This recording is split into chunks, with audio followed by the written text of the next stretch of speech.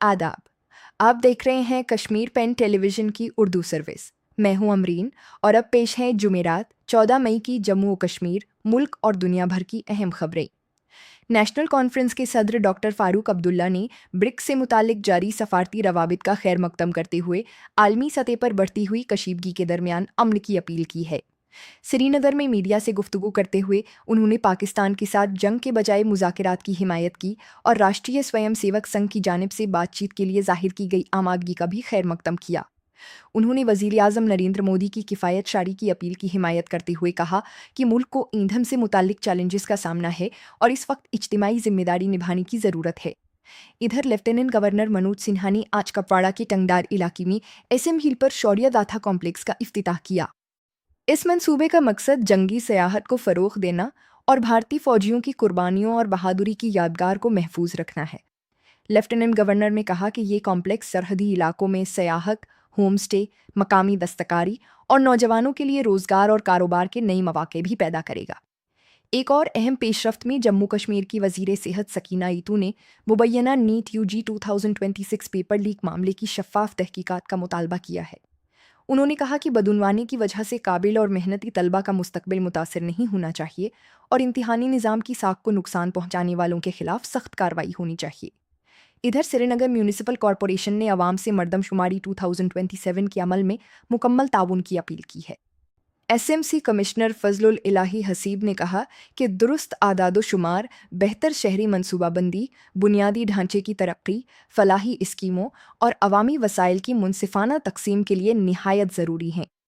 सियासी महाज पर जम्मू और कश्मीर असेंबली के स्पीकर अब्दुल रहीम राथर ने साल 2026-27 के लिए अहम हाउस कमेटियों की तश्कील अमल में लाई है, जिनमें पब्लिक अकाउंट्स, एस्टिमेट्स और पब्लिक अंडरटेकिंग्स कमेटियां शामिल हैं।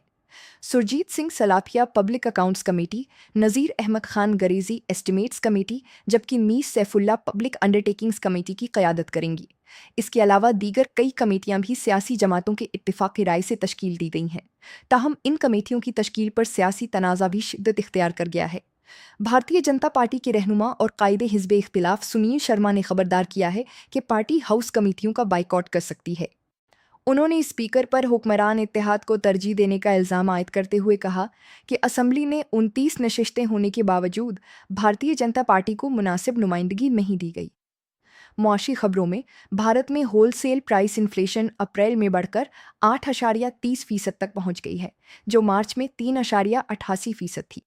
सरकारी आदादोशुमार के मुताबिक इस इजाफे की बड़ी वजह ईंधन, बिजली और खाम तेल की कीमतों में ज़बरदस्त इजाफा है, जबकि मगरबी एशिया में जारी बहरान और आबनाए हुर्मुज़ के ज़रिए तेल सप्लाई में रुकावटों ने भी सूरत हाल को मुतासिर किया है। इधर कश्मीर के लिए एक बड़ी बुनियादी ढांचे की पेशरफ्त के तौर पर श्रीनगर हवाई अड्डे की तौसीह का मंसूबा तैयार किया गया है। तकरीबन 1000 करोड़ रुपए की लागत से नए टर्मिनल की तामीर की जाएगी।